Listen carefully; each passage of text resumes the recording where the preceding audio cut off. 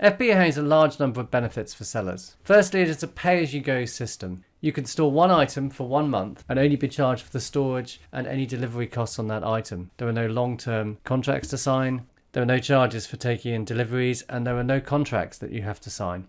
Items which are fulfilled by Amazon get preference in the buy box.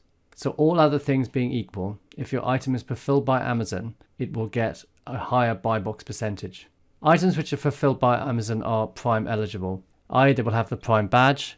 Customers who are Prime members will be able to get free delivery on FBA items as part of their Prime membership. And if they select on the search for Prime only items, then the FBA items will appear. If you select it, Amazon will do your customer service for you if the item is an FBA item. Amazon provides a range of inventory management and reporting tools for FBA. This will enable you to manage the stock you send into Amazon and see how well your sales are going, also manage your pricing. Finally, FBA is an international service. You can run FBA in your home country, or you could also choose to do it in other international countries. So say if you're a UK seller, you could send items to Japan, and obviously there'd be certain tax and regulation issues, but you could use FBA to fulfill your Japanese orders, or you could send your items to Europe into say Germany, and they would be part of the European fulfillment network, and your items could be fulfilled all through Europe as Prime eligible orders. So let's have a quick look at how FBA items appear on Amazon itself.